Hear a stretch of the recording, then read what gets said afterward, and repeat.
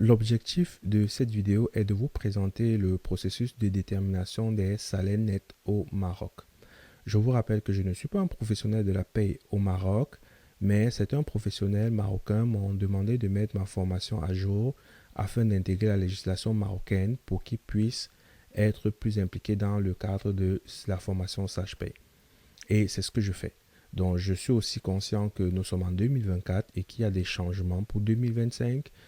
Mais vraiment, cette formation-ci, cette vidéo-ci et cette formation-ci est applicable avec les lois jusqu'en 2024. Et je vous rappelle aussi que pour pouvoir élaborer cette formation, je vous ai mis mon résumé pour le calcul des salaires au Maroc dans les documents disponibles de la formation, donc vous pourrez les consulter à n'importe quel moment. Et mes sources sont ici. Je vous ai mis les liens vers mes sources. Comme ça, vous saurez exactement où est-ce que j'ai pris mes informations.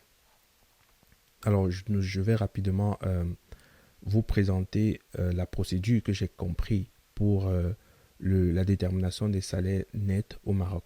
Alors, pour déterminer le salaire net d'un employé, c'est le même principe que partout. C'est le salaire brut global auquel on va diminuer.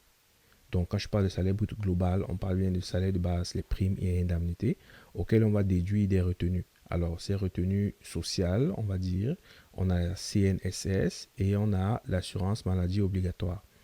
Et ensuite, on a l'impôt sur le revenu. Alors, la première étape, lorsqu'on veut déterminer le salaire net d'un employé, c'est de calculer d'abord son salaire brut global.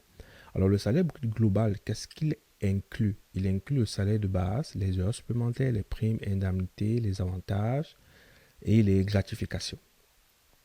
Premier élément, c'est le salaire de base. Le salaire de base ici, il peut être soit horaire, soit mensuel. Dans la vidéo suivante, je vais vous présenter le cas pratique et vous verrez qu'on aura des employés qui sont payés à l'heure et d'autres qui ont un salaire de base mensuel. Le deuxième élément, ce sont les heures supplémentaires. Alors, l'horaire standard est de 44 heures. Alors, avant de continuer, je vous rappelle que si vous avez si vous n'êtes pas d'accord, si peut-être mes informations ne sont pas correctes, alors je vous invite juste à me faire un message à partir de la plateforme et on pourra discuter ensemble et je pourrai probablement mettre à jour les informations qui ne sont pas correctes. Alors, donc la semaine de travail standard, c'est 44 heures. Et pour déterminer le taux horaire des heures supplémentaires, c'est le taux horaire normal multiplié par 1 plus le taux de majoration. Ça, c'est la même chose partout parce que j'ai déjà fait la paye de 3-4 pays déjà. Et voici les différentes majorations. Alors, une prime obligatoire, c'est la prime d'ancienneté. Et la prime d'ancienneté, pour l'obtenir, on va additionner le salaire de base et les heures supplémentaires multiplié par le taux de la prime. Et ce taux de la prime, il est fonction du nombre d'années d'ancienneté. Alors ici, on a comme un petit barème qui vous dit quel est le taux à appliquer en fonction du nombre d'années de service de l'employé.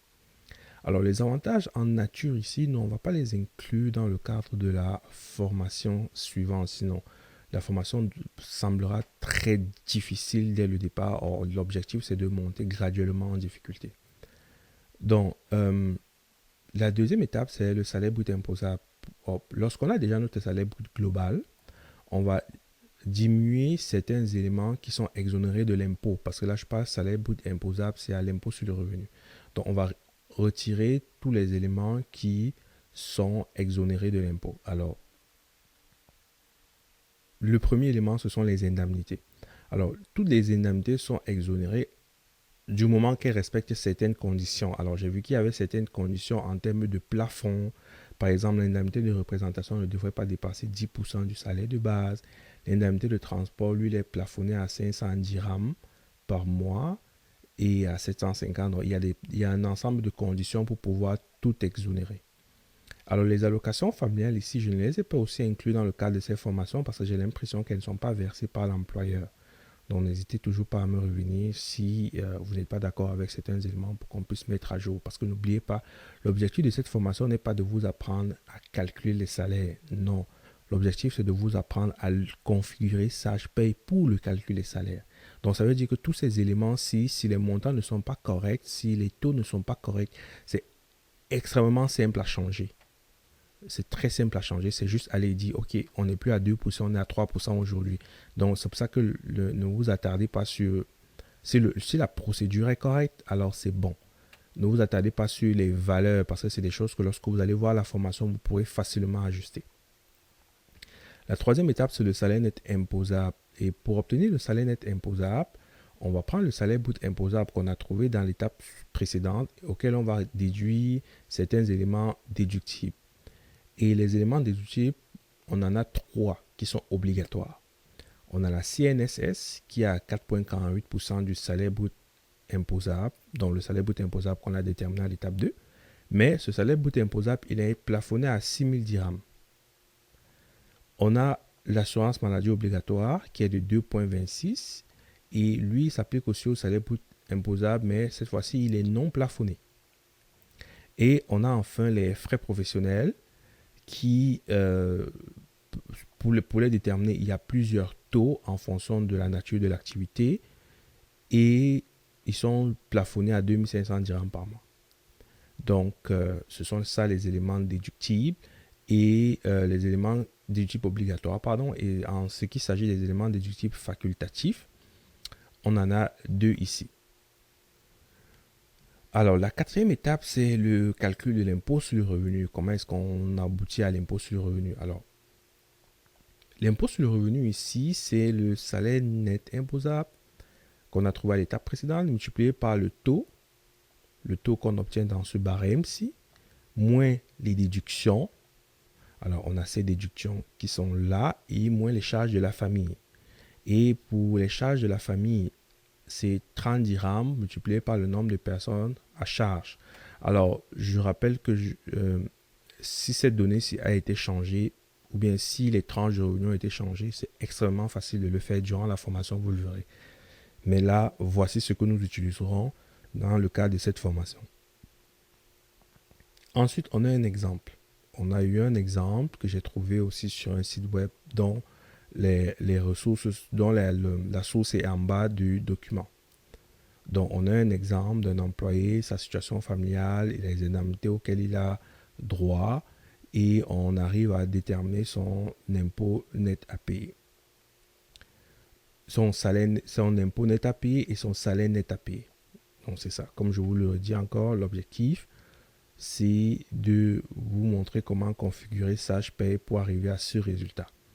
Alors, la dernière étape, ce sont les charges patronales. C'est important d'intégrer aussi les charges patronales pour que vous puissiez savoir comment ça se passe. Et voici le principe que nous allons utiliser. Donc, de façon résumée, parce que j'ai fait aussi mon résumé, ça, ce sont les documents que j'ai pris sur un site web dont la source est ici. Donc, voici la source. Donc, la CNSS, de façon résumée, regroupe les 2 premières lignes, donc maladie, maternité, décès, et les pensions. Donc, ce qui fait que la CNSS salariale, c'est 4,48, on l'a vu tout à l'heure, et la CNS patronale, c'est 8,98. On a les prestations familiales aussi, qui sont versées uniquement par le patron. Donc là, on parle uniquement de charges patronales.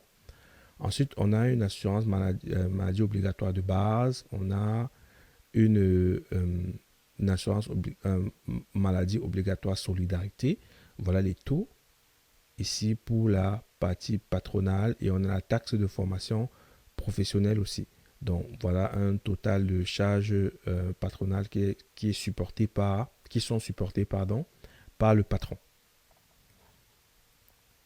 Donc, voici l'ensemble des éléments que nous allons utiliser. Voici les principes que nous allons utiliser ici dans le cadre de cette formation pour le calcul des salaires nets. Alors, ce document, il est disponible dans les documents de la formation où vous pourrez consulter toutes les ressources que j'ai utilisées pour élaborer ce document. Alors, je vous invite à regarder la vidéo suivante.